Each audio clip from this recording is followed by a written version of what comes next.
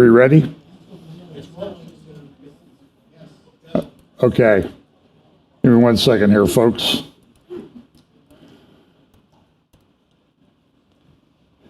Okay.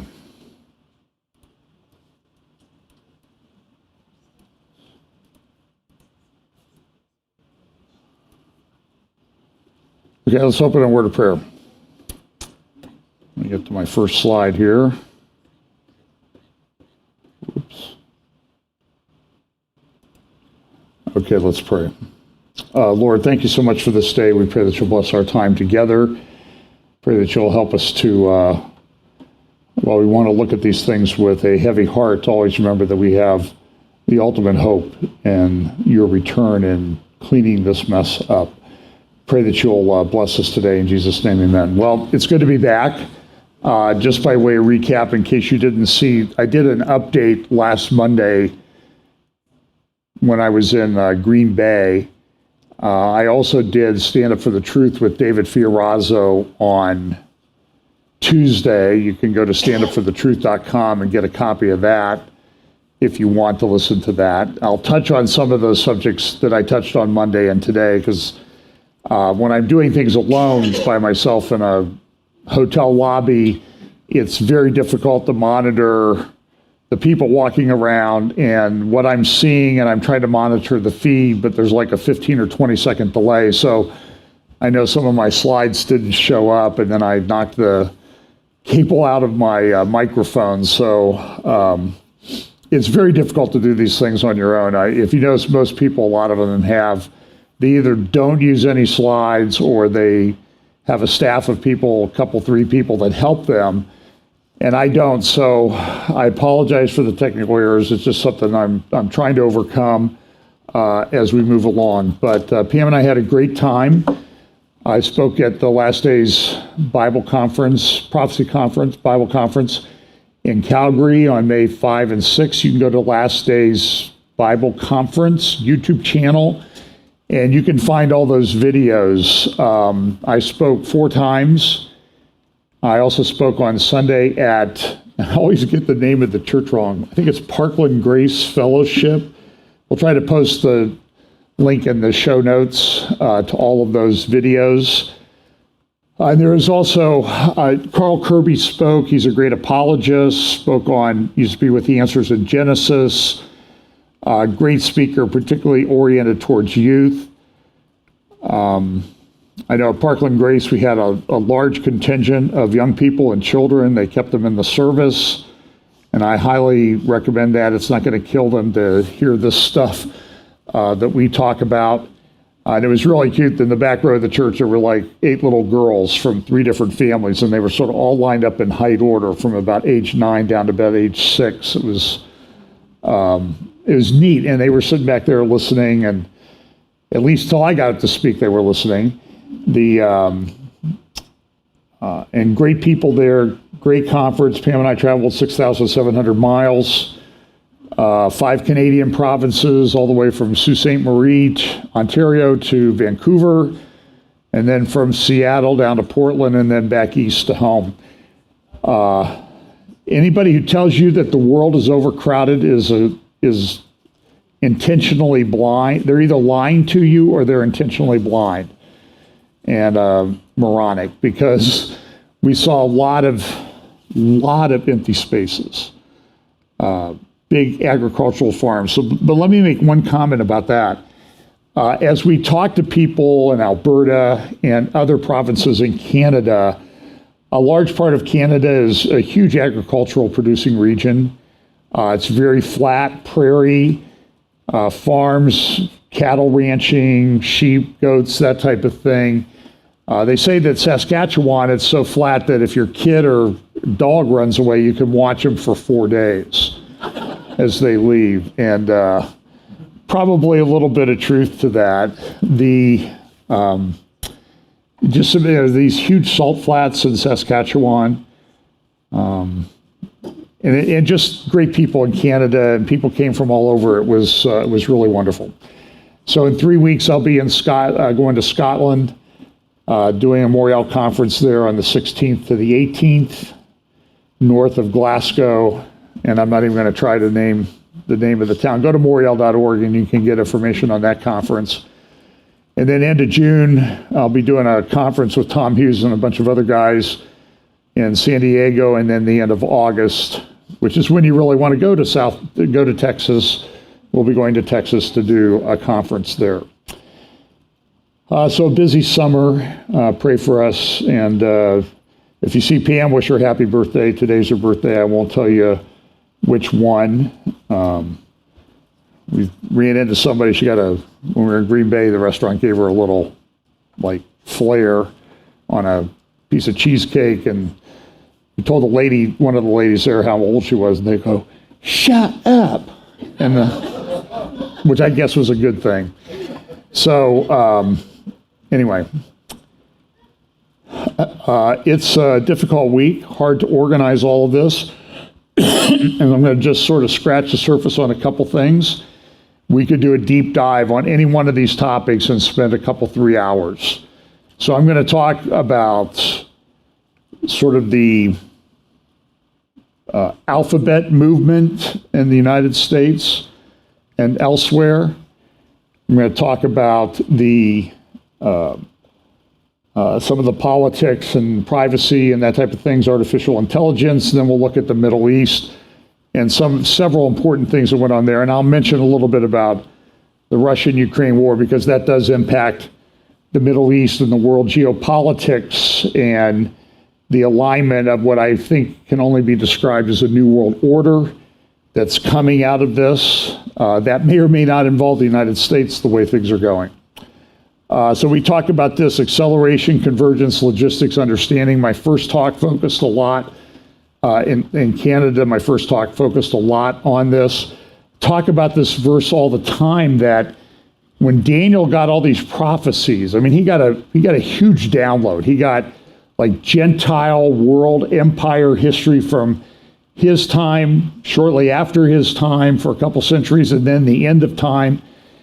And he said, when is this all going to happen? And they said, it's not for you to know, Daniel. Seal up the book until the time of the end. And at the time of the end, many shall be purified and made white and tried, but the wicked shall do wickedly, and none of the wicked shall understand, but the wise shall understand. And then parallel passage in Daniel chapter 11 says, the wise will instruct many.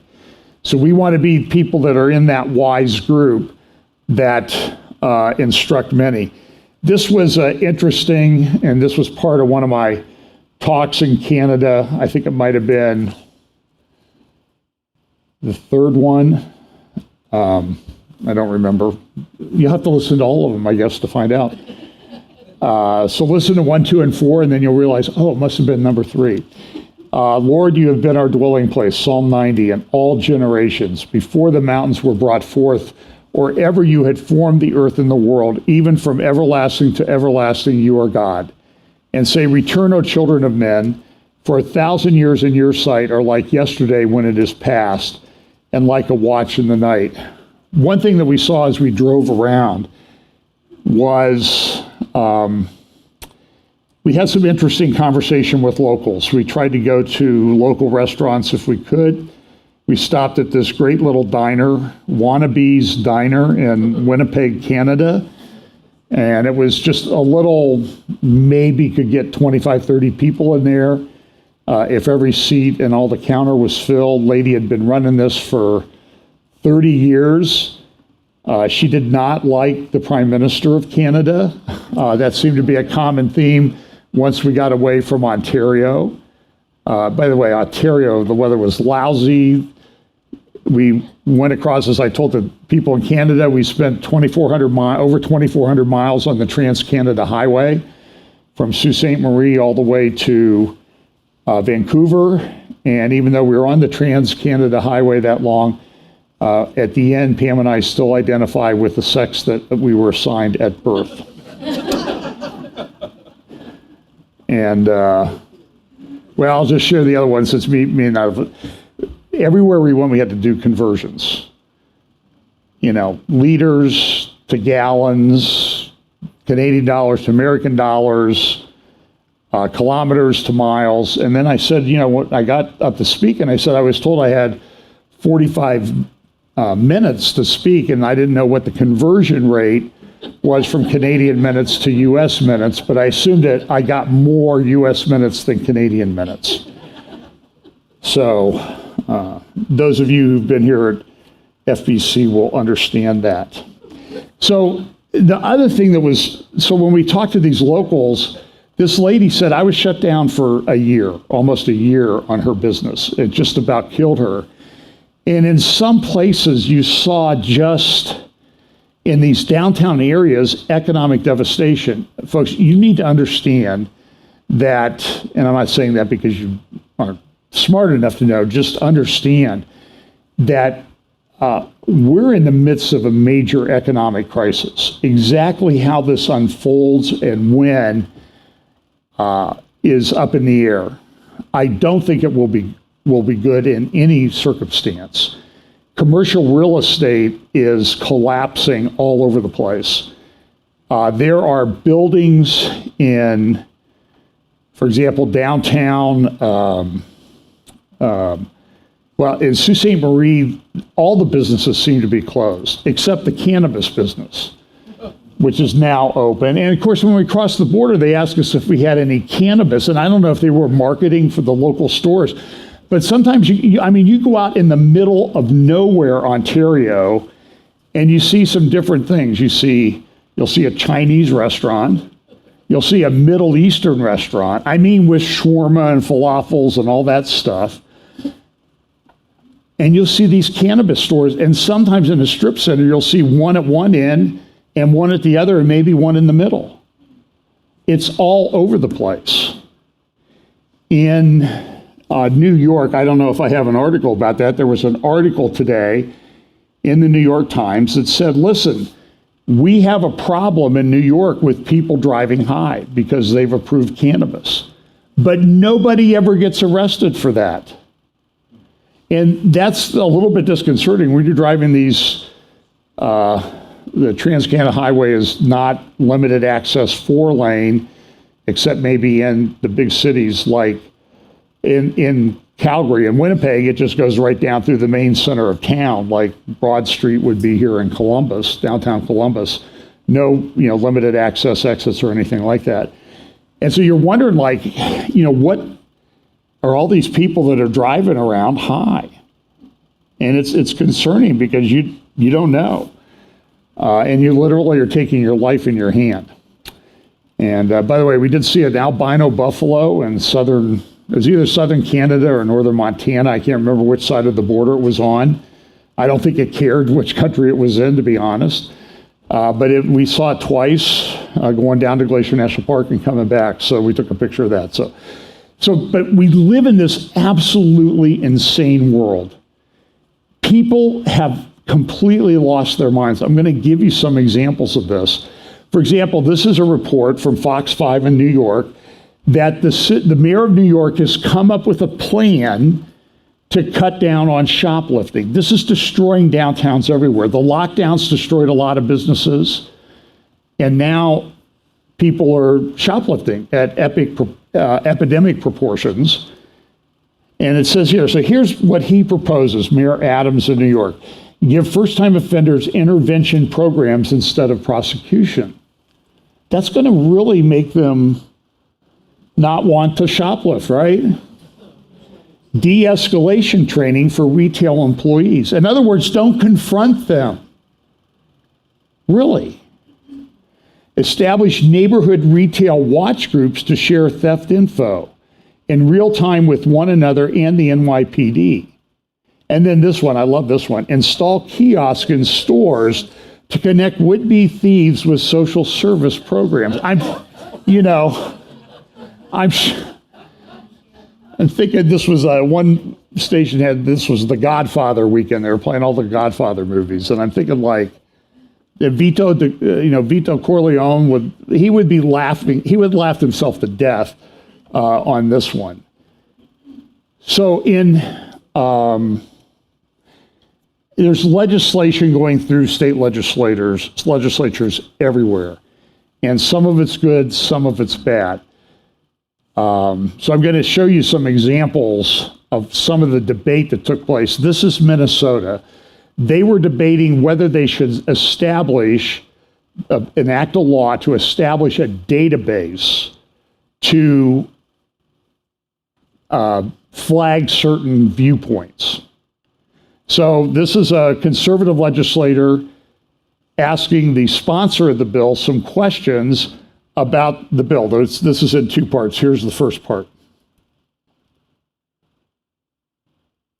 Niska. Thank you, Madam Speaker and Representative Vang. If a Minnesotan writes an article claiming or arguing that COVID-19 is a Chinese bioweapon that leaked from a lab in Wuhan, and someone reports that article to the Department of Human Rights, is that something that the Department of Human Rights should put in their bias registry under your bill? Representative Vang. Thank you, Madam Speaker. Representative Niska, not all incidents are considered, I guess, violent or criminal, as I said before. And so this clearly, with the rhetoric that we have seen since the pandemic and regarding accusing Asians of bringing in the coronavirus, that is bias motivated. And so that can be considered a bias incident. Representative Niska. Thank you, Madam Speaker. I think I heard yes to that, which is very troubling to me, that someone making a factual argument along those lines, I think is something that's within political discourse, would be included in the Department of Human Rights database. Let me ask you another question, though, if Representative Vang would yield. She will yield. Representative Niska. Thank you, Madam Speaker and Representative Vang. If a Minnesotan is wearing a T-shirt that says "I love J.K. Rowling" and someone sees that and reports them to the Minnesota Department of Human Rights as an example of gender identity or gender expression bias, is that something that the Minnesota Department? Okay, so you heard the first one. The first one was her response was it was word salad. It didn't mean anything. It was just all mumble jumbled. It was complete nonsense. Well, it won't be, but it will be because it could be anti-Asian bias. Even though you're speaking the truth. And I've got another example about this, about one of our favorite left-wing billionaire funders of things later on. And what they're doing is they're making the people who would complain about that, you're biased, you're a discriminator, you're like this. And this is happening all over the world, in Canada especially, and elsewhere. Now he says, what if someone says, "I love J.K. Rowling" T-shirt? Now we won't wear one around here because she wrote those, which I think are bad books, Harry Potter books. But she's come out and she's a feminist, so she's spoken against this transgender alphabet soup stuff where men are competing in women's sports and men are using women's locker rooms. I read an editorial this morning, I think it was in the New York Times, by a lesbian activist who likes to wear masculine type clothes. And she says, I get hassled when I go to the bathroom. She's missing the whole point of why people want to preserve the privacy of the bathrooms. It's just people are insane. They cannot reason. So he says, well, somebody wears an "I love J.K. Rowling" shirt, will they end up in this database? And listen to the answer that she gives. Mind you, she's one of the drafters of the legislation. Niska. Thank you, Madam Speaker and Representative Vang. If a Minnesotan writes an article, then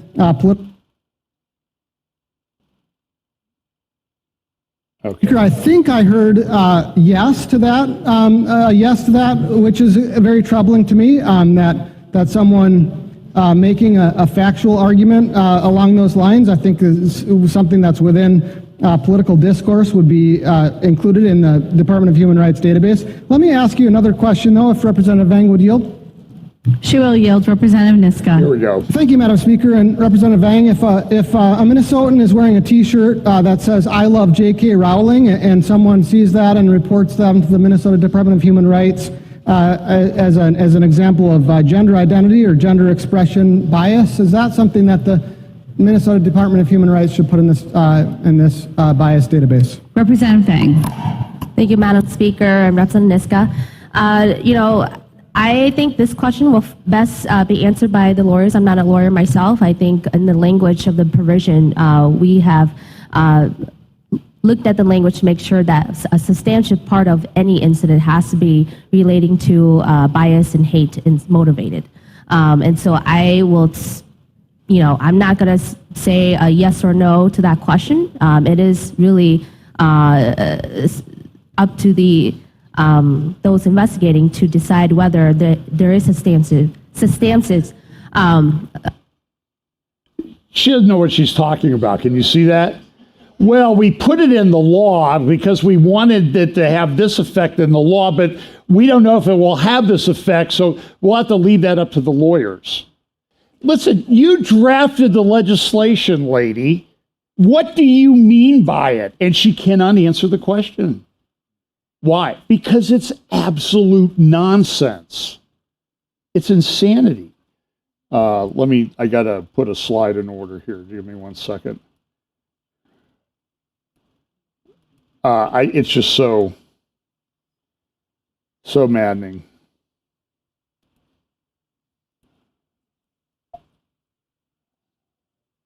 Okay, now back to this.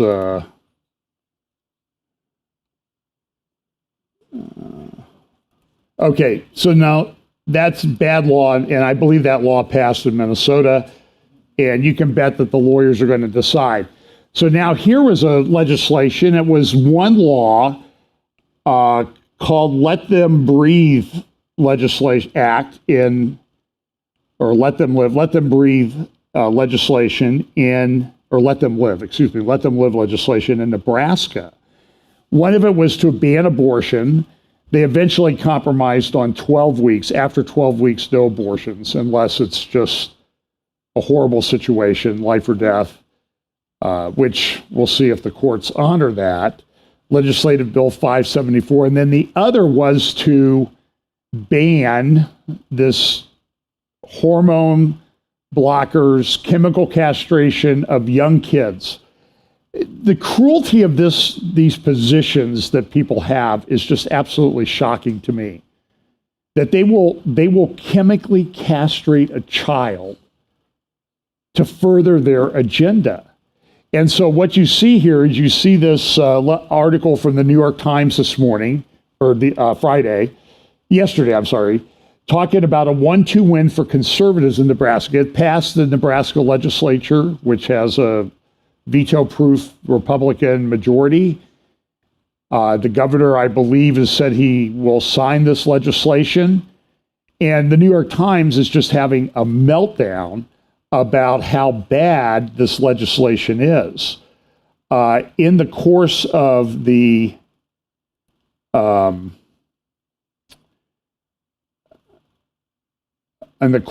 it says here, the proposal approved on Friday bans surgeries and calls on the state's chief medical officer to establish criteria under which puberty blockers and hormone therapy may be administered to people younger than 19. The restriction will be enforced starting on October 1st. State Senator Ben Hansen, who proposed attaching the abortion limit to the bill restricting transgender care, said neither side has emerged with a clear victory. Democrats in Nebraska's 49-seat unicameral legislature, which is supposed to be nonpartisan, did not see it that way. They expressed concern that the chief medical officer, who was appointed by the Republican governor, would establish onerous requirements to access puberty blockers and hormones. I hope so. These things have not been tested. And there is a demonic agenda behind this stuff. And if Right Wing Watch wants to pick that up, be sure you get the quote right. It is a demonic agenda, and there's a lot of Christian pastors in this country who feel this way. The bill says that puberty blockers and hormones may be prescribed to patients who have a long-lasting and intense pattern of gender nonconformity or gender dysphoria, which began or worsened at the start of puberty. But that's when it begins, and it's when people are going through puberty that there's a lot of very emotional time for some people, very difficult time for a lot of people. But now we see this stuff going in clusters. I saw a statistic that about when I was in high school, and we talked about who identified as LGBTQ, it was under 1%. Now you get into the younger generations, it's 20% or 20 to 25%. Did that just happen? Or was that an agenda that got forced down people's throats to make them change their minds like that? So this lady here, she's signaled out as someone who, she's a good person who's fighting against this ridiculous Republican legislature. Her name is Melissa Kavanaugh. She's a Democrat. And her family's been involved in Democratic politics forever in Nebraska. And here's what she said this is her on the floor of the Nebraska legislature, giving her case for why this bill should be defeated. We love trans people. Trans people belong here. We need trans people. We love trans people. Trans people belong here. We need trans people. We love trans people. Trans people belong here. We need trans people. We love trans people. Trans people belong here. We need trans people. We love trans people. Okay. I mean, really? This is just terrible. So we had the Durham report this week. And we also had legislative hearings in Congress. Jim Jordan, my local congressman, heading up a committee on the weaponization of government. And you should go and watch the sessions that are online if you're interested in that, because it's very troubling. They brought in 3 FBI whistleblowers. All of them one of them merely reported that he had read this on a right-wing news site. He was suspended without pay. Another one had just moved across the country. They delayed the delivery of his furniture. His wife had just given birth to a child. And the one guy was suspended without pay. And in addition to that, they revoked his security clearance. And until all of that is resolved, he's not allowed to work anywhere. They're weaponizing the government against people that disagree with the powers that be. And Andrew McCarthy has a phenomenal article at National Review called Democrats Cook the FBI Books on Domestic Terrorism. And what these FBI guys said is that, back in the day when we had this incident, they would treat it as one case. But when things came up about protests at the Capitol and that type of thing, they broke it down. Each case became an individual case. And maybe the case against one individual would be multiple cases. And so what they could do is they could say, look at the growth of right-wing extremism and white supremacy. We used to have 3 cases. Now we have 2,000 cases or 8,000 cases. They cooked the books. They made the statistics look like it's a bigger problem than it is. And so what Andrew McCarthy says, the summary of his article is this May 19th in the National Review. It may be behind a paywall, but you should be able to get it if you don't read a lot of the free. You get 2 free articles a month at National Review. So you should be able to get it. It says here, the projection of a dystopian America mired in a terrorist war waged by the Democrats' political adversaries is false. And Andrew had talked about this in some other articles. He said, the objective of this proposal is not to improve national security. As I explained in 2021, if that were the aim, Democrats would not engage in the subterfuge of attempting to change federal law's perfectly serviceable definition of domestic terrorism for the purpose of insulating jihadists and left-wing radicals while targeting their phantom white supremacists. I don't know any. I really don't. I know the first 2 categories. I really don't know any in the third. The real purpose of this legislation is twofold. Stigmatize as terrorism policies the progressives oppose, establish in law requirements that induce the FBI and other federal agencies to inflate the number of domestic terrorism investigations, the better to assist that, though you'd never know it given the absence of, actual terrorist attacks, the country is under a white supremacist siege. Exposing this demagogic scheme is an important purpose of House Judiciary Committee Chairman Jim Jordan's subcommittee on the weaponization of government. That subcommittee held a hearing on Thursday at which 3 FBI agents testified as whistleblowers, relating both how the Bureau has been politicized into serving this Democratic political gamut and how they had been retaliated against for reporting the situation to Congress. Jordan's subcommittee issued a report that is startling. Agent Steve Friend, a 12-year veteran and SWAT team member who has detailed how the FBI labors to inflate the number of terrorism cases and uses SWAT resources unnecessarily in arrest scenarios to create the impression that it is apprehending dangerous terrorists. You've seen this. They go to a grandmother's house. She's 80 years old, or they go to the abortion activist, anti-abortion, pro-life activist in Philadelphia who has like 8 kids, and they show up with 25 people. And when they're confronted about it, they go, no, it wasn't 20. That's a lie. It wasn't 25. It was only like 23. There were 2 guys that sat in the car. Okay, so maybe 20, but it was really only 23 that approached the house with long rifles. This is America. This is not the America we grew up with. This has been changed, and this is happening all over the world. It's happening in Israel. It's happening in the UK. It's happening in Canada. There are a number of pastors who've been in and out of prison in Calgary for protesting Drag Queen Story Hour. I showed you a picture of one. He was thrown out of a room and got arrested for, I don't know, trespassing, or I don't know what it was. It was just ridiculous. And he's been in and out of prison a number of times. It's happening everywhere. Neil Gorsuch, who, you know, I don't think any Supreme Court justice is perfect. There are a couple that I really like Thomas and Alito, and I'm liking Gorsuch more and more. I think he was a good appointment on balance.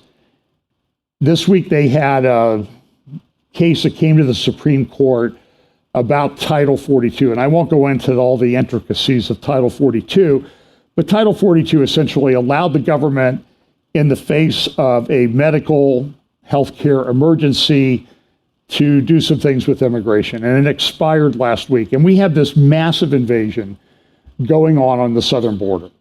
And you listen to Karine Jean-Pierre, the latest propagandist that occupies the office of, or the position of White House press secretary, who never answers a question that's a difficult one, who's a complete embarrassment to anybody who values basic competence in a job. It's awful.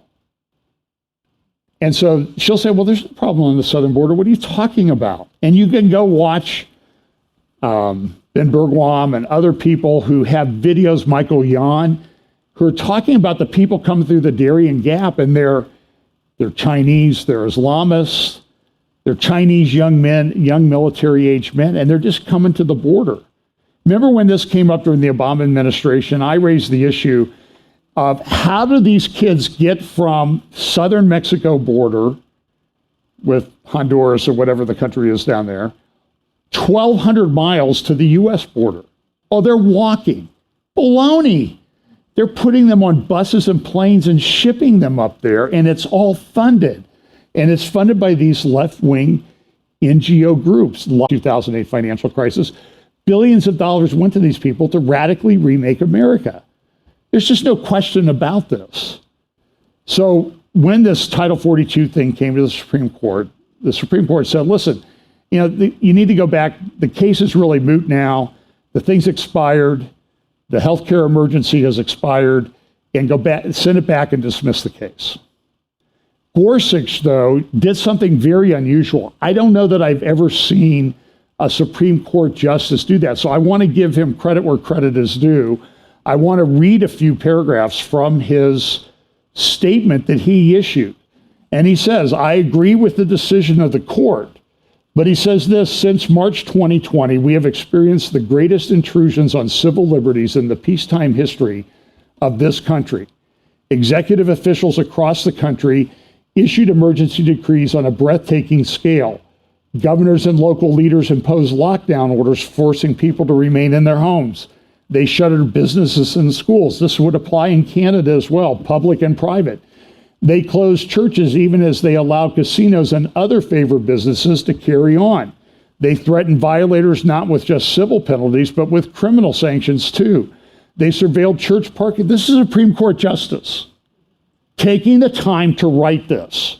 One of the guys whose life was threatened by the release of that decision on the Dobbs case, which nobody's been prosecuted for to date.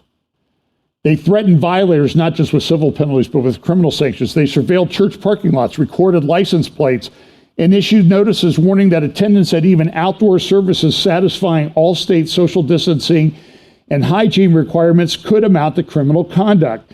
They divided cities and neighborhoods into color-coded zones, forced individuals to fight for their freedoms in a court on emergency timetables, and then changed their color-coded schemes when defeat in the court seemed imminent. Federal executive officials entered into the act too. Not just with emergency immigration decrees, they deployed a public health agency to regulate landlord-tenant relations nationwide. Not even in the Constitution. They used a workplace safety agency to issue mandates for most working Americans. There are certain words I probably shouldn't say. They threatened to fire non-compliant employees. And they did. And they don't get their jobs back. They've destroyed lives. This is the thing that they talk about, we're so compassionate, we care, we love everybody, we just want people to have a happy life. Baloney! They don't care. The left in America, in the UK, and Israel, Canada, wherever, is like Germany on foreign policy. On foreign policy, Germany is almost always wrong. So the left is almost always wrong on everything, and they will accuse you of what they are all the time. They warned service members who refused to get the approved treatment for Charlie Vector 019 might face dishonorable discharge and confinement. Along the way, it seems federal officials may have pressured social media companies to suppress information about pandemic policies with which they disagreed. While executive officials issued new emergency decrees at a furious pace, state legislatures and Congress, the bodies normally responsible for adopting our laws, too often fell silent. Courts bound to protect our liberties addressed a few, but hardly all of the intrusions upon them. In some cases like this one, courts even allowed themselves to be used to perpetuate emergency public health decrees for collateral purposes, itself a form of emergency lawmaking by litigation. And he goes on to say, listen, they created a climate of fear, and they got away with it. And now we need to decide what to do.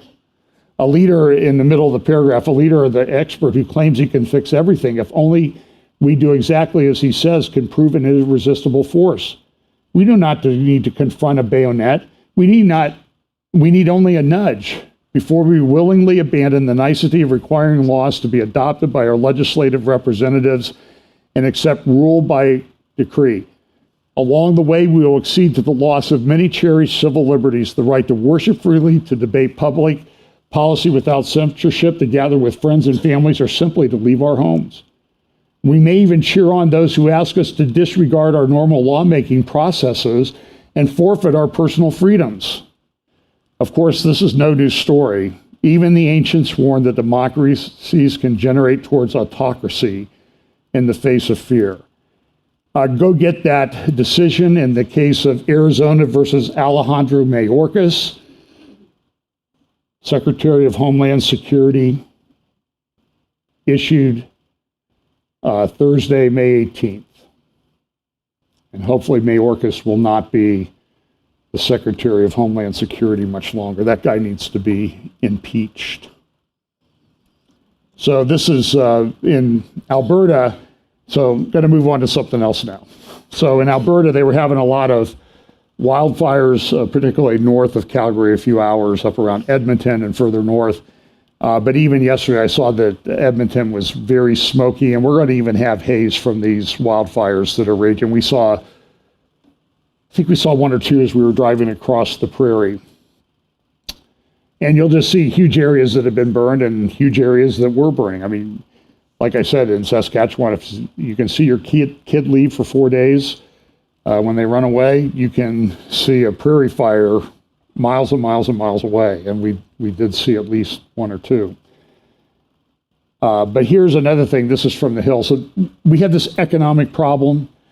We saw windmills all over the place, and I would say 80% of them weren't turning, even though it was windy out.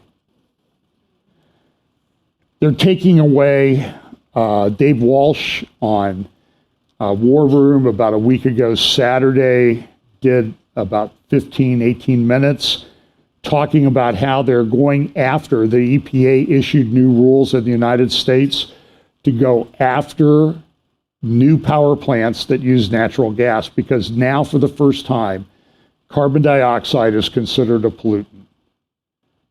It puts at risk, so go arrest those trees out there, right? And you're breathing it out like a freight train, 3 pounds a day on most people.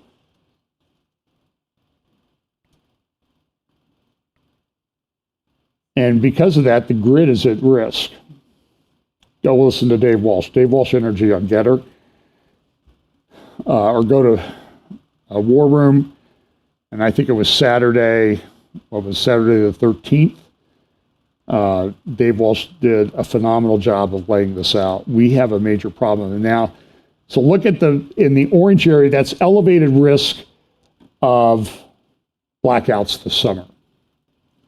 It looks like most of the United States, at least the western 2/3 of it, like from the Mississippi River all the way to the west. How does this happen in a country like America? We have like 2 Saudi Arabias at least in America. 3, Alaska, western Pennsylvania, eastern Ohio, upstate New York, and Texas and Oklahoma. How does that happen? They're trying to tear down everything in the system and rebuild this new world order that they want. And when it happens at the time when there's the convergence of all these things, the concern is this is being done to set things up. So let's look at artificial intelligence. Times of London on the right, AI is a clear and present danger to education. Well, old style education, new education, it's not much of a threat to because they're not teaching anything anyway. But look at this, ex-Google executive Mo Gaudat warns that AI will view humans as scum and could create killing machines. So now there's this debate, articles this morning in the New York Times and elsewhere saying, there's a debate going on about artificial intelligence. Is it really that bad? Is it really a threat to humanity? Or is this just science fiction stuff that people are talking about? And I get emails from people on both sides of this. I'm telling you, I think it's a big deal. I'm very concerned with where this is going. Not so much that they're going to design something to kill automatically, but the way they're going to tear down society with it. And it's already happening. So this week, there was a Senate hearing on artificial intelligence and some interviews with Elon Musk. Here's a clip of that, sort of a mashup of those and what was testified about and talked about in interviews, including Elon Musk. Technology outpaces regulation. The unbridled exploitation of personal data, the proliferation of disinformation, and the deepening of societal inequalities. We have seen how algorithmic biases can perpetuate discrimination and prejudice, and how the lack of transparency can undermine public trust. This is not the future we want. That voice was not mine, and the audio was an AI voice cloning software trained on my floor speeches. The remarks were written by ChatGPT, OpenAI is an unusual company, and we set it up that way because AI is an unusual technology. We are working to build tools that one day can help us make new discoveries and address some of humanity's biggest challenges, like climate change and curing cancer. We believe that the benefits of the tools we have deployed so far vastly outweigh the risks, but ensuring their safety is vital to our work. GPT-4 is more likely to respond helpfully and truthfully and refuse harmful requests than any other widely deployed model of similar capability. We think that regulatory intervention by governments will be critical to mitigate the risks of increasingly powerful models. For example, the US government might consider a combination of licensing and testing requirements for development and release of AI models above a threshold of capabilities. Mr. Marcus, there's no way to put this genie in the bottle. Globally, it's exploding, but there's no way to stop this moving forward. Let me just insert, there are more genies yet to come from more bottles. Some genies are already out, but we don't have machines that can really, for example, self-improve themselves.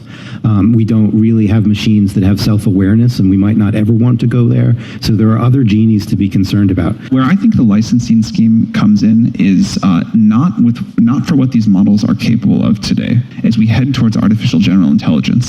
And the impact that will have and the power of that technology, I think we need to treat that as seriously as we treat other very powerful technologies, and that's where I personally think we need such a scheme. Mr. Altman, maybe you can help me understand here what some of the significance of this is. Should we be concerned about large language models that can predict, survey opinion, and then can help organizations, entities fine-tune strategies to elicit behaviors from voters? Should we be worried about this for our elections? It's one of my areas of greatest concern, the more general ability of these models to manipulate, to persuade, to provide sort of one-on-one, interactive disinformation. We're going to face an election next year, and these models are getting better. There's a lot of policies that companies can voluntarily adopt, and I'm happy to talk about what we do there.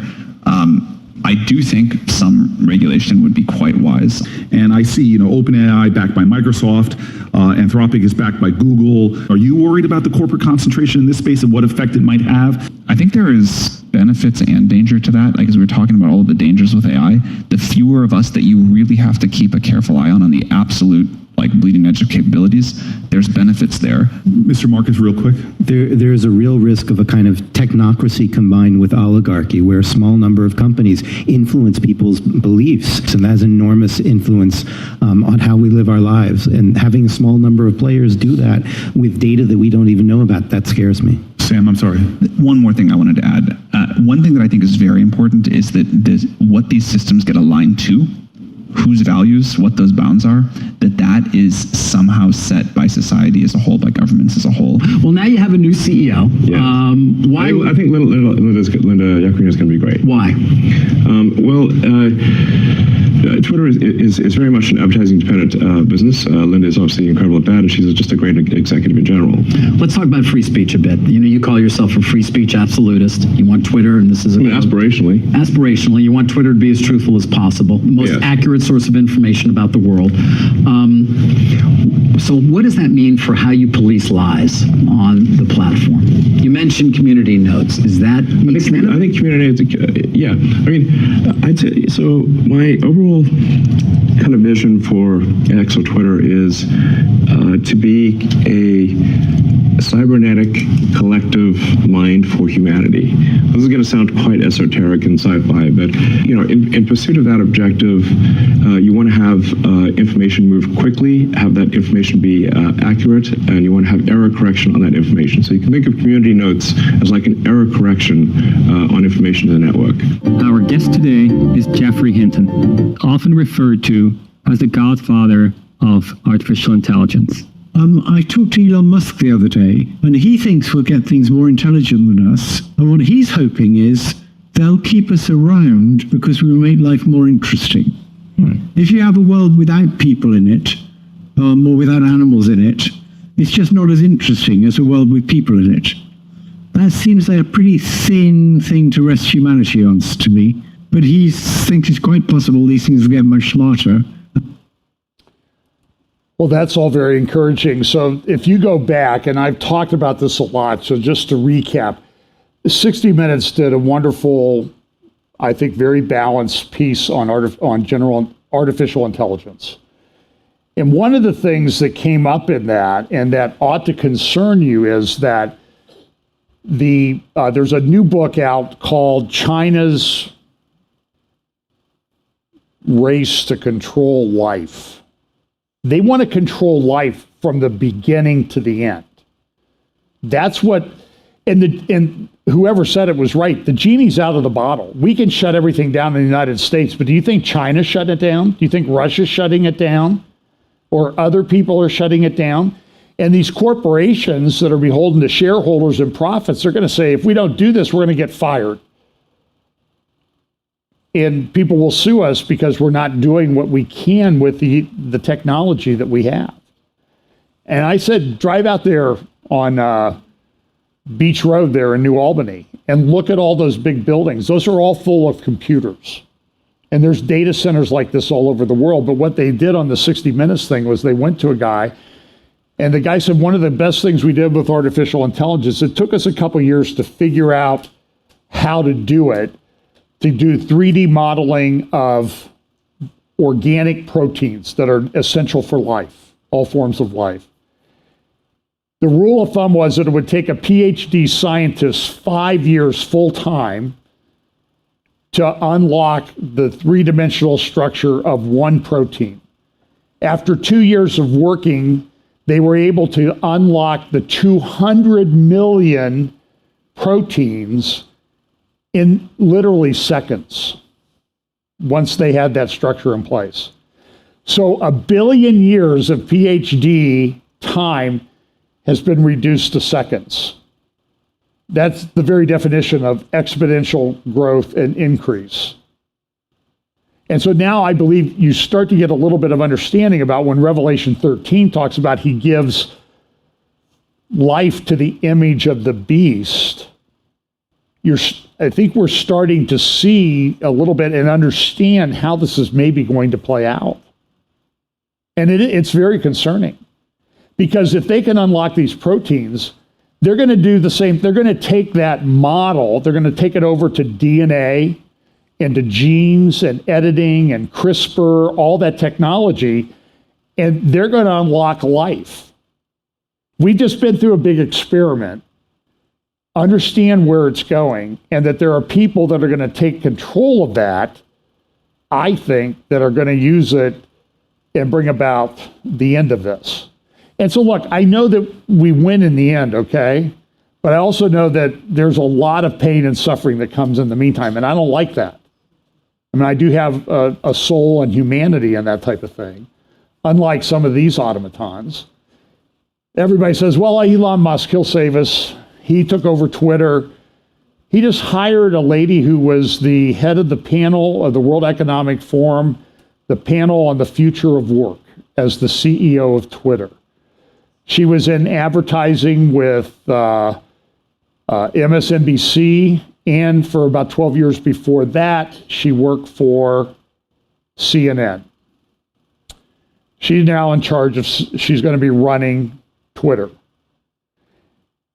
Musk's stated goal on this, and you need to be very careful with him. I mean, he was married to a lady who I would only describe as a witch, or lived with her for a while, had a couple children. He has like 8 or 9 children by different women. I don't know how many different women, at least 3 or 4. And everybody, oh, look, he's so great, he's saving Twitter for us. But he says what he wants Twitter to be is like the all-encompassing app. Payments and everything. And that's going to bring in digital currencies and all sorts of things. And he wants it to be the one app for everything. And when it's one app for everything, it can be controlled by one person. That ought to bring into play a lot of the prophecies that we read about. And I like these articles they're talking about. I mean, the graphics that they use. Here's one I read. I don't remember where. I think it was in futurism.com. This is an artificial intelligence. What if it gets a hold of weapons? Ooh, that might not be so great. When I was in Green Bay with David Fiorazzo and Mary Danielson at Stand Up for the Truth, they were working on, they're probably doing a show this week on this chart, the censorship industrial complex. Understand that we're way down the road on this. And I've talked about some of these companies. For example, I did a presentation, I did a lot of screenshots and documents of Moonshot CVE. That's based in the UK, but it's people that came from America they were working with the federal government on, quote, disinformation about elections and that type of thing. Durham came out with this report, and he said the FBI was wrong. So what was the response? Well, crickets in most of the mainstream media. They didn't talk about it. If they did talk about it, they said, well, look, the FBI changed everything, so everything's okay. They already made the changes. Oh, they left the same people in place, but they made the changes. Somehow, I'm not really comfortable with that. I mean, do I have like a big stupid stamped on my forehead? But, so these are some of the companies that are identified. New Knowledge, Yonder, these are all Disinfo Cloud, Digital Threat Analysis Center, Graphica, Moonshot CVE. Those are for-profit companies. There's a lot of nonprofits. Here's academic initiatives, Automated Controversy Detection, Information Futures Lab at Brown University. I'm sure that's good conservative think tank, right? Here on the right, Shorenstein Center on Media, Politics, and Public Policy, Stanford Internet Observatory, Clemson University and Media Forensics Hub, Duke Reporters Lab, others, Institute for Strategic Dialogue, Alliance for Securing Democracy, German Marshall Fund Integrity Initiative, the Aspen Institute. I've done a lot of videos from Aspen Institute. So this has been going on for a long time that, some of us at least have been tracking it, but it's coming about very quickly. One of as you dig down into, they have, this comes from the Institute for Strategic Dialogue, and they have all these little different books and everything that have been written, and they just go on for page after page. The role of blockchain technology for monetization in the far-right online media. Look at the titles and see how they're oriented. These are the titles that they recommend or things that they've published. So who are they oriented in favor of and against? Very easy to figure out. The Hydra on the web, challenges associated with the extremist use of the Fedverse. Researching the evolving online ecosystem, Telegram, Discord, and Odyssey. These are all things that I would recommend that you use. Oh, I've just identified myself as someone to be watched. Access to social media data for public interest research, lessons learned, and recommendations for strengthening initiatives in the EU and beyond. I mean, it just goes on and on with these things. Down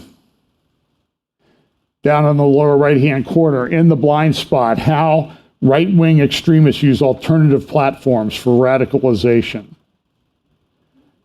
To the left, analysis of social media platforms response 100 days after U.S. Supreme Court decision overturning Roe versus Wade. What do you think the orientation of that paper is? Do you see this? I mean, this is the title is that David Fiorazo and Mary shared with me is exactly right. The censorship industrial complex. It's just, then you have big tech. You have all these foundations that are involved in it. It just goes on and on.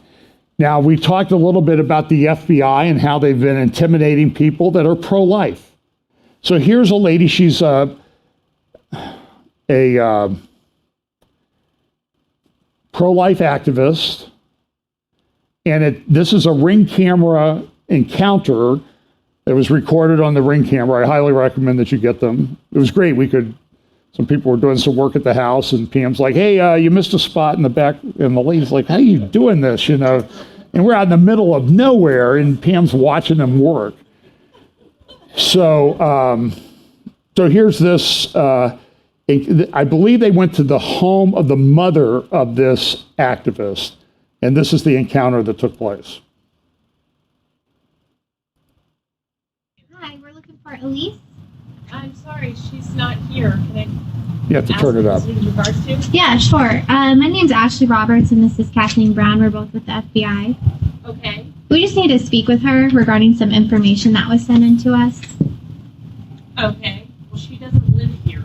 Oh, okay. So, I mean, she's my daughter, but this isn't her residence currently. Okay. Do you mind giving us her residence or her phone number by chance? Yeah, hold on just a second. Sure. She's not in any trouble. We just have information that we need to ask her about. Okay. Here. Do you mind if I take a picture of your badges? Unfortunately, we're not allowed to have anyone take our pictures. Can I see it again, please? Sure. I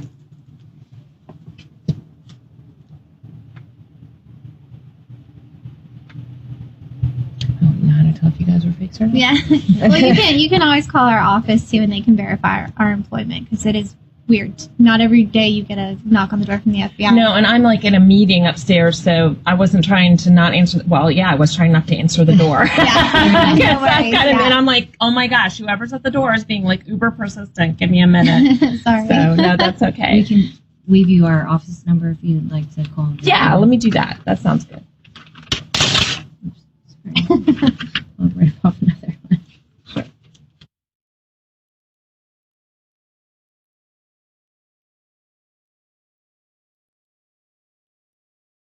And here's a rule of thumb. I have, not because I did anything wrong or anything like that, I got caught up in at least one investigation. And I got subpoenaed to an FBI interview. You need to be very careful talking to the FBI. You lie to them, they will charge you with a crime. Go ask Martha Stewart about that. Okay, so you can go, and I went to an interview and it involved tens of thousands of emails about a particular company. They never showed me, in 4-hour interview, they never showed me one email, but they asked me questions about a lot of them. You know what they were trying to do? They were trying to trip me up to get me to charge me with a crime, and then they could manipulate me. And so you have to be very careful. You have to be trained on how to respond to them. And if they come to your door, are you charging me with anything? No. Then thanks for stopping by. Let me see your ID. I want to write down who you are. I would, in this environment, I would not talk to them. You have no obligation to do that. There's a thing called the Fifth Amendment that applies. You cannot be made to be a witness against yourself. And, they come there, we just want to, she's a well-known pro-life activist. And do you know where she lives and what her address? Do you think they don't know that?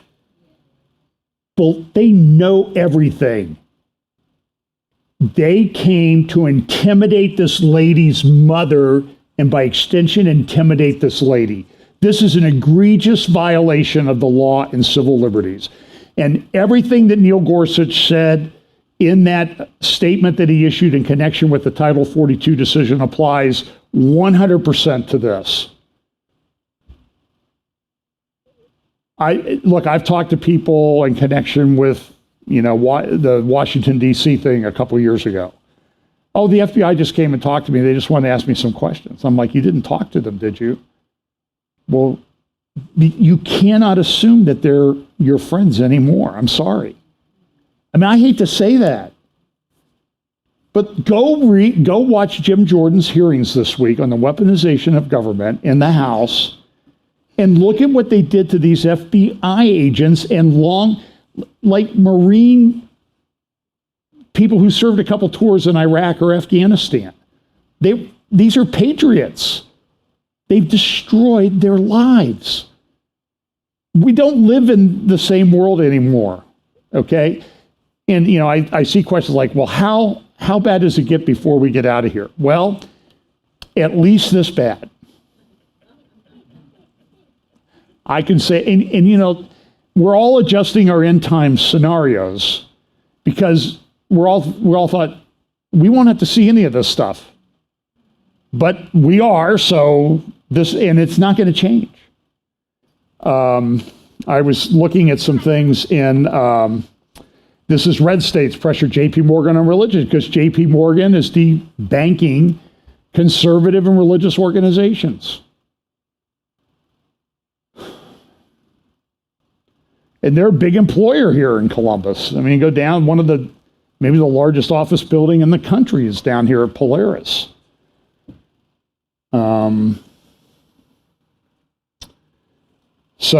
This is what I talked about with, this is from the Wall Street Journal about a week ago, a death sentence for fossil fuel power. EPA's new rule means the end of natural gas fueled electricity. Well, that's going to work out great for all of us. So I talked about Ukraine on some issues recently. So I want to sort of tie things together in the Middle East a little bit. So understand that there's this stuff going on, and I kind of call it the Psalm 83 scenario. I know people think it's been fulfilled or it's not a prophecy that's going to be fulfilled. I think it at least identifies and sets out a perpetual condition in all the countries around Israel. And just translate that into modern times. And what do you have? You have Jordan, Lebanon, Syria, Iraq, Egypt, and look at what's going on. So they have big meetings. Here's Raisi going to meet with Assad. Iran says, oh, look, we've turned the hourglass upside down. It's now going in our favor. Looked like it was running out on us. Here's this, a big step forward. They had a meeting where they were going to they had a meeting in Russia where they brought together the foreign ministers of Turkey, Iran, Syria, and Russia to meet. And that square table, looks like they cut up Putin's giant table and made it into a nice square one, in the preservation of the environment type thing that Putin, I'm sure, is concerned about. Here's an article, Iran holds international conference on the New World Order. But then look at the imagery here, the harbinger of New World Order. So what's all this stuff going on with Ukraine particularly is leading to the formation of New World Order. It's leading to the formation of countries that may not want to use the US dollar as the reserve currency of the world. That happens, we have major problems. Inflation will go ahead, but look at the imagery that they use and the way they've done this. So you have the three in the middle. You have Iran, China, and Russia that have knocked over the EU king. You see that? And now they're going against the US. So this is front page of the Tehran Times. Here's another thing that they use, imagery. And so this is showing, you're seeing these prophecies about Ezekiel 38 and 39, and the countries involved are coming together. So this is what the Ezekiel 38 and 39 says. These are where those regions that were identified in Ezekiel 38, 39 are today. Now, Turkey had an election. Erdogan did, all the polls said Erdogan's going to lose. And the results were that he got 49.5% of the vote, just a tick away from the 50% he needed. They're going to have a runoff. They've already started voting. I saw a tweet from Erdogan this morning, and he used a big user on Twitter. And Twitter has a great little, and this is artificial intelligence that I like. You click on translate tweet, and it'll translate, does a pretty good job of translating what Erdogan said. And Erdogan wrote to Turkish people all over the world. Remember, he came to the U.S. and went to Maryland, and they dedicated one of the largest mosques in America. And remember, his security guards got in a fight with the Secret Service agents and nobody got arrested or anything? Outside the White House, Erdogan's security guards, he's an Islamist. He's been in power now for 20 years. Looks like he's going to go to 25 if he lives. And he's saying, everybody go vote. Go vote. You did a great job. Now we have a runoff, and you can vote starting May 20th, yesterday.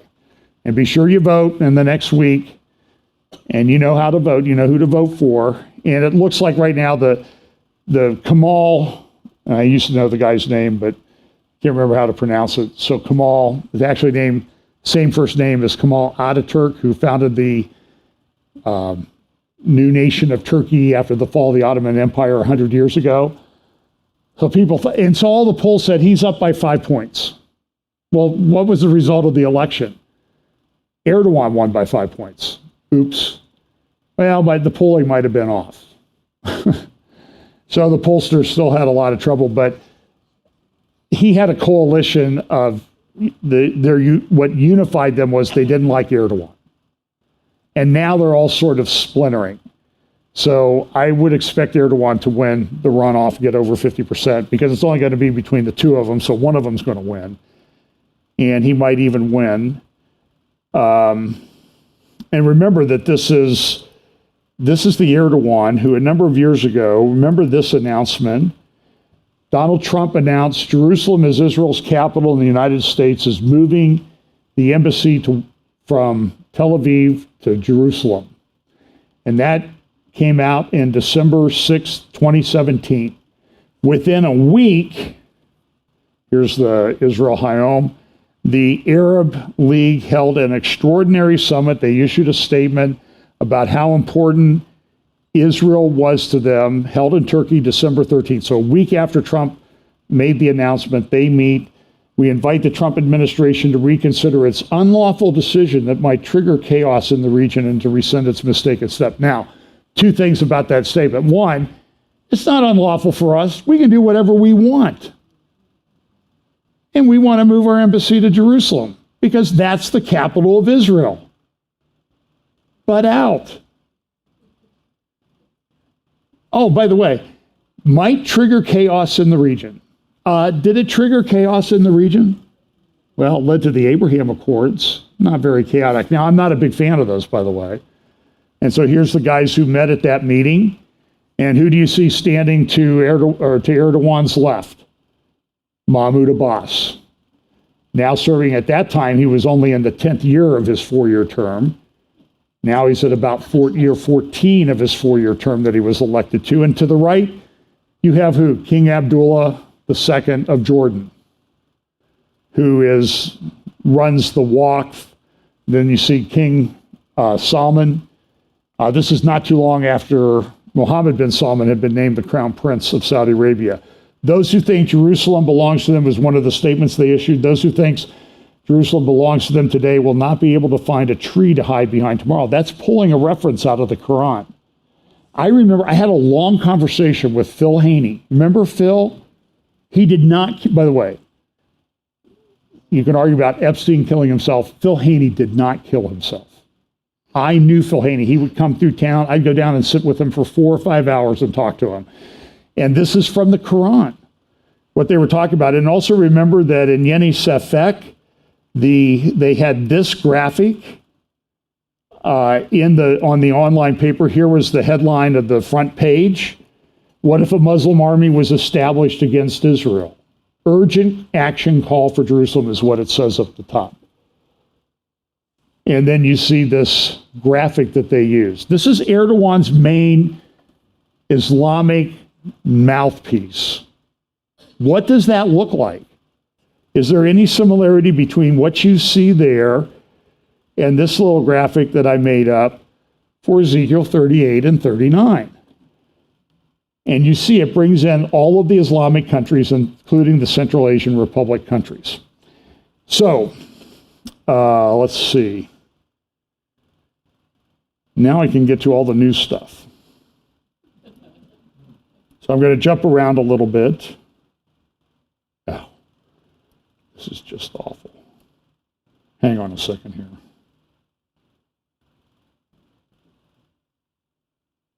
Well, I'm not going to pull it in. So this will be a little economic stuff I need to go to. This is Mises Institute. We have some serious financial trouble. The money supply has plummeted in the biggest drop since the Great Depression. You see that? See what's happened to the money supply? That thing on the right? That's what's happened recently. That's not good by any stretch of the imagination. Christiane Amanpour at CNN, and she was talking about, remember the family driving through the Jordan Valley that were shot and killed by terrorists that have now been, as they say in Israel, neutralized? Amanpour said the family was killed in a shootout. There was no a shootout implies guns blazing on both sides. They were killed, they were murdered, they were slaughtered in the Jordan Valley. Innocent people driving while Jewish from Efrat. Terrible.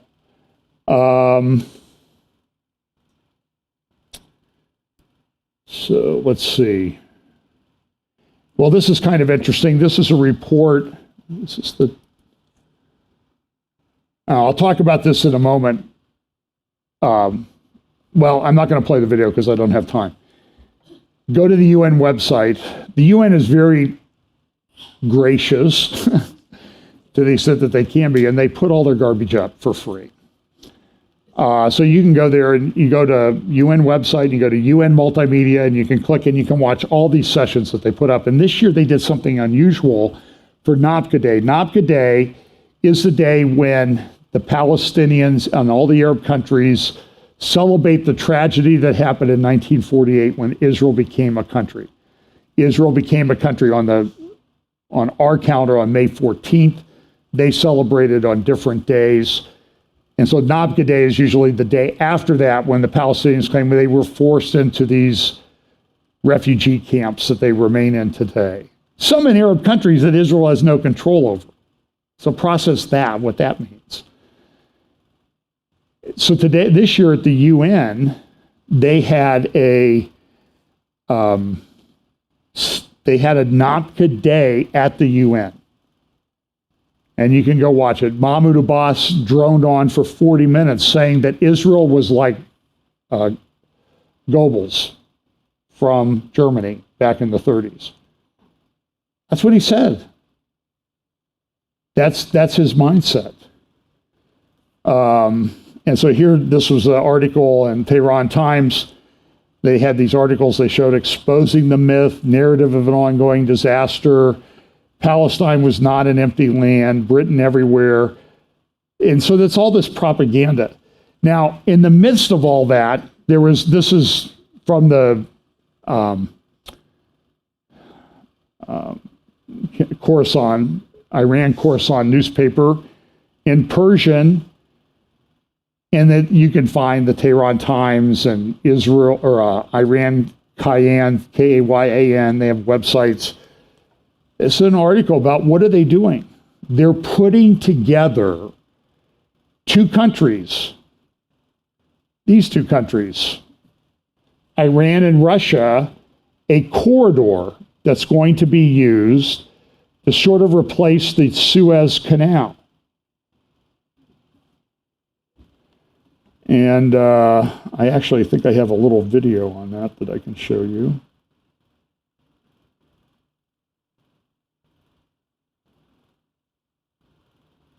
I do very well on this, by the way, in putting everything in this nice, logical order. And then by Saturday night, I'm like, I give up. So I'm going to turn the sound off on this. Via sea, rail, and roadway. So you can see what they're doing is they're putting together a corridor between Russia and Iran. And by that, they want to bring in the Central Asian countries into this corridor. They want to bypass the Suez Canal. They want to bypass going through the Mediterranean to Europe. They want to bypass the Baltic region because that Russia, it's a very narrow passageway. So Russia wants to control this. So they're putting together a 7,200 mile long corridor, railway and sea thing to transport things down to a port, a big port that China's built down on the Indian Ocean. So you see how the New World Order thing is changing and everything is coming together. And this Gadahar port down here in the Indian Ocean near Pakistan, right there, the one that's sort of flashing yellow, the red one. This huge port, Chabahar port that they've built. This was built by China. It's a massive port. And it's to change world shipping and things that are doing. So understand this is a big deal. And I apologize, I didn't know the guy was going to give us vertigo here. And so they want to do this by next year. Less than a year, they want to have this railway in place. So it's changing this sea lane that goes around this way to one that goes this way, straight across Iran. Interesting that that's happening at this particular time. The other thing that happened this week was there was a huge meeting in Saudi Arabia where all of the people got together, and you can see them in the picture there. This was the Arab League, and who do you see over there second from the right is Mahmoud Abbas, now in the 14th year of his 4-year term. And the purpose of this meeting, which took place in Saudi Arabia, was to rehabilitate and bring back into the fold the wayward prodigal son known as Bashar al-Assad of Syria. And you see him sitting there, and you see al-Sisi of Egypt to Assad's left, and then our right, and then to the right of that, on the other side of that, if you could zoom in, right there you go. You see King Abdullah, you see the guy from Sudan is there, all these guys. It was interesting. Go ahead and zoom back out. On the sidelines, there were a number of meetings that took place. One of the meetings that took place, the guy from Qatar, he wouldn't meet with Assad. Because why? Assad's tied into Iran, which is Shiite, and the Qatar guy is big Sunni, Muslim Brotherhood, the biggest supporter of Muslim Brotherhood. So here's a meeting that took place between Assad and Mohammed bin Salman. Significant meeting. This is important stuff. This does have huge end-time implications, and I'll be talking about this more in the days, weeks, and months ahead. So here they are meeting with Assad. And then somebody else showed up to meet with the Arab League guys. Anyone who defends his native land from invaders, and anyone who defends children of his nation from Zelensky enslavement. Showed up. And he's trying to get support. And I think it's very significant that he's fighting a war with Russia. And you could read a little bit about Daniel chapter 7, around verse 7 and 8, and see whether you think that's what applies now. Russia is also making big inroads into Africa. The Wagner Group is pushing things there in Africa, including Central African Republic, which has just completely fallen apart over the last 20 years. I've had many friends who were missionaries there for many years. They had to leave about 20 years ago when the rebels came in. They always had pressure from the Chad and other countries with Islamic rebels coming in. Now they're going into the Democratic Republic of the Congo. Back in around 2000, if you looked at a map of the most evangelized countries on planet Earth, according to evangelical organizations, the most evangelized country on the planet was the Central African Republic. And it ought to be, it's an object lesson, okay? I mean, I knew pastors that were trained in seminaries that missionary organizations had established there. My father was involved with one of them. They had probably a fourth of the country attended a Grace Brethren church on a Sunday. It's all fallen apart. Medical programs, dental programs. And it's an object lesson as to what can happen if you don't hold firm to the faith. Because they got under severe persecution and things started to fall apart. Now, I don't know the exact extent to which they've fallen apart. Maybe I'm overstating it, and if I am, I apologize, but it's an object lesson as to what could happen in the church as things get under persecution. This week, Tim Keller passed away.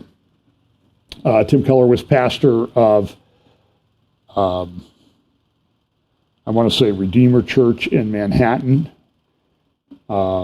He was a favorite of a lot of people, but he was a big guy who was supported and pushed in certain directions by Bob Buford from Leadership Network and other organizations that were about numbers and not truth.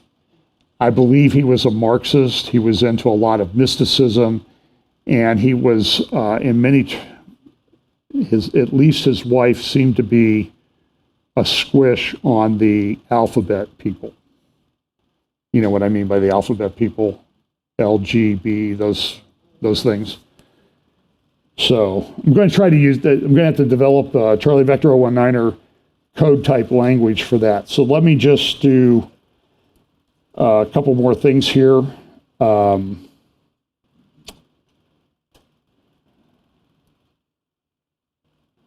have a video I want to show you. Here's Zelensky in Saudi Arabia. Some good articles you ought to read. There's an article by Melanie Phillips, The Weaponization of Anti-Semitism Against Conservatives. Jeffrey Tobin at Jewish News Syndicate has a good article. Oh, here's Christian Amanpour. This is what she said. Listen to what she said. This is her own words, so you can say I didn't make it up. This is how she described what happened to that family in the Jordan Valley. We also have the mother of two sisters, Israeli-British sisters. They were killed in a shootout, and now the mother has died of her injury. And she's been asked to apologize. She won't do that. Caroline Glick has a good article. Soros, anti-Semitism, and the progressive assault on language. And whatever Caroline says in this is just absolutely spot on. Elon Musk is being criticized because he really came after George Soros. Oh, George, you're an anti-Semite. They could care less. They're only using Soros' ethnic background to weaponize their dislike for Elon Musk because he's trying to restore free speech. And they're doing it to everybody. So Caroline has a lot of things in here. Here's what she says in her article. The most discussed demonstration of how the popular term for Jew hatred has been weaponized is the pile-on against multi-billionaire and free speech champion Elon Musk by supporters of multi-billionaire and progressive political warfare bankroller George Soros. Soros funds the progressive camp through his Open Society foundations. In many respects, Soros should be seen not only as a funder, but as the ideological leader of the progressive revolution, because many of its key nodes and organizations are his brainchildren. And she's exactly right. You go get this article at Jewish News Syndicate, and read it. It's very good. I've actually slipped over this one. In the UK, there's a court decision. You can email me through the church email if you want. I'll get you a PDF of it. The judge ruled in a court case in the UK. You know, the people that signed the Magna Carta that now have King Charles, and I could go on about some of the symbolism in his coronation, but I don't have time to do that. That the school can force Christian children to participate in gay pride marches. That's not a violation of their conscience. Freedom of religion is over.